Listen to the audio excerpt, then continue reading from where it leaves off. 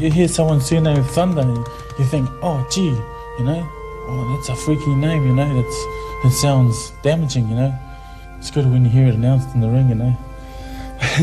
Makes everybody, you know, shiver and shake, you know, like thunder has struck them. Do you think the Australians might be a bit frightened of you? I guess so, but you know, you got to make it to the top. It's better them to be frightened of me than me frightened of them. Are you frightened of anyone? Not really, no. It's destroy, destruction. I refuse to be beaten. You gotta think that way, you know. 'Cause in this game, it's either you on the floor or him. I love boxing. It's in my heart. I love it, New Zealand. Proud to be a Kiwi and a Samoan. Thank you.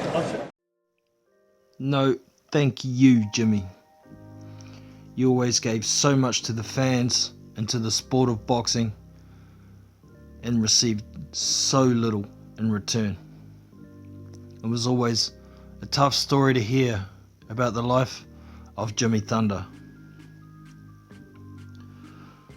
So James Sunil Piel, the given name of Jimmy Thunder, has passed away at Auckland Hospital after brain surgery to remove a tumour didn't go so well. He passed away peacefully in his sleep. Very sad for me.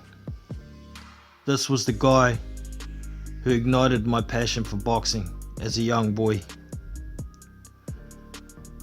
I first saw Jimmy in the Commonwealth Games 1986 as a 7-year-old boy. I came from a highly motivated sporting family. We always watched our Kiwi brothers and sisters trying to achieve greatness as athletes. And I was never allowed to watch boxing, thanks to my mum. She didn't like boxing, she thought it was too brutal. But my dad let me watch it because it was Commonwealth Games, and that was it for me. From then on, after seeing this beast in the ring, I just wanted to watch boxing all the time, so I watched every fight I could possibly view. And that's a hard thing to do down here in New Zealand, where we didn't get a lot of telecasts. I kept a close eye on Jimmy. I watched him try to qualify for the Seoul Olympics in '88. The qualifying fight didn't start so well for him. He was slipping and sliding all over the place. His boots were not gripping the canvas, so he controversially took them off to get grip, which he did. However, the consequence was hella blisters all over his feet, and in extreme pain, he lost the fight and didn't qualify for the Olympics under the tutelage of Kevin Barry Sr. That was the motivation to turn pro. Now this guy was about as far from a technical boxer as you could possibly get. Big winging, swinging shots. If they hit you, you get knocked the fuck out. He's there to try and take your head off or die trying. That's why he was so entertaining. And being a Samoan born Kiwi gave me more motivation to watch him. He had a few ups and downs in his career. The biggest highlight, you can see it all over YouTube, it should have been the fastest knockout in history. 1.5 seconds. The first punch Jimmy threw. He slipped a jab from Crawford Grimsley and came through with an overhand right and put him the fuck to sleep. Why it's not the fastest knockout in history is because the stupid referee counted Grimsley out while he's lying on his back, out cold, not knowing where he is, still putting his hands up when people were trying to get him up off the canvas, still trying to fight while he's lying on his back. Definitely the biggest highlight of Jimmy's career. However, he did have some good wins. He beat former world champion Tim Witherspoon. He beat Trevor Berbick. He beat Tony Tubbs. All on decision, which was quite unusual for Jimmy, as he was renowned for having a pretty poor gas tank. Not surprising with the amount of big winging shots he threw. When you miss, it uses a lot more energy. And he didn't really have much boxing skill to back up when he got tired. So he lost a few fights against high profile names as well. The likes of John Ruiz, Chris Bird, Monty Barrett, Johnny Nelson. And you know, that Johnny Nelson fight was the first live event I attended. That was at Mount Smart Stadium. I think it was in 1993. It was hard to watch for me. The guy I idolized at the time get battered around the ring by a much higher skilled boxer. But it didn't kill my passion for boxing, and I still followed Jimmy. But like I say, I have Jimmy Thunder to thank for igniting the passion for boxing in me. Jimmy retired in 2002. I think he had 35 wins and 14 losses, no draws. When he stopped boxing, he was left be. Everybody forgot about Jimmy. And Jimmy was a proud man, a humble man, who never asked for anything from anybody.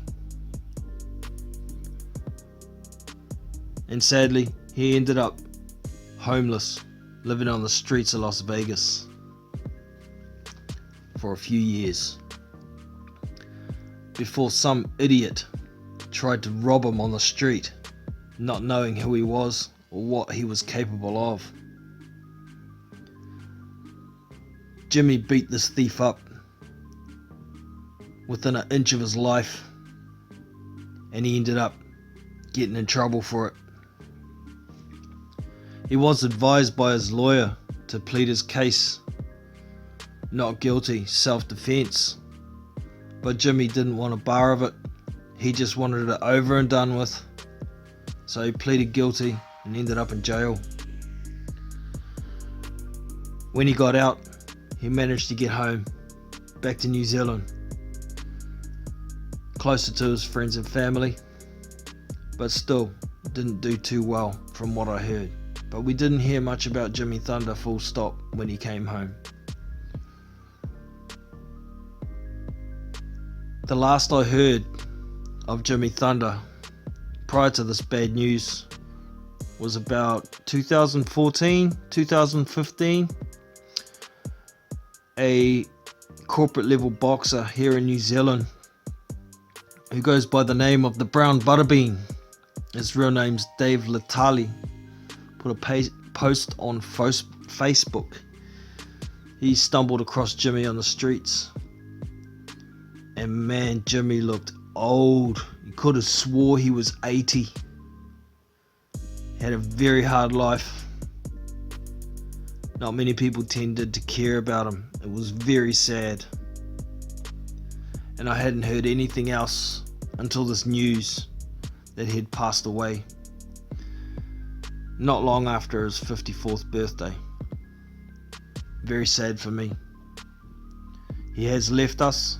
He's in a better place. However, his legend will live forever. And once again, a big thank you, Jimmy. Thanks for igniting my passion in boxing.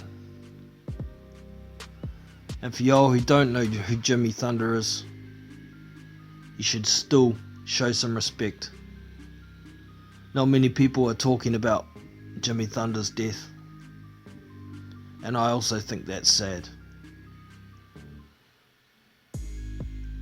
But hey, you're looking down on us now, Jimmy.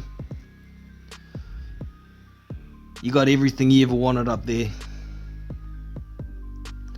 Peace and love to you, brother. Catch you up one day. So that's it for today. Appreciate y'all coming and checking out the Big Boys Boxing content. Don't forget to hit that thumbs up and subscribe. Also, if you want to get more involved, you can go to the Big Boys Boxing channel page, and over here on the top right there's this Discord icon here. If you click on that, it will take you to the Big Boys Boxing Discord server. This is it here, and these are the text channels here. The info is all about the channel and how to get involved. General chat, we all just talk about boxing, any subject, everybody's welcome. Live fight links, I drop links here that will take you to live fight events. I generally drop the link here 24 hours before the fight, so if you don't have a broadcast, you can come here and find a way to watch it. Also, fights that I do record, I will be posting here. I've got a couple here already, as you can see. And down here, the voice channels, live panel. If you'd like to get involved with the live YouTube streams, the panel is on here. Once you get here, you just click on live panel, and as you can see, you're in. If you'd like to mute at any point, there's a little mic icon here. Click on that and you are muted. And if you'd like to leave the call, this is your hang up button. Simple as. And down here, this is anytime chat. It's another voice channel. You can get on here and talk with anybody who's in there about whatever you want to talk about. It's free for all. So get involved. I'm Jono from Big Boys Boxing, and I will catch you next time. See you!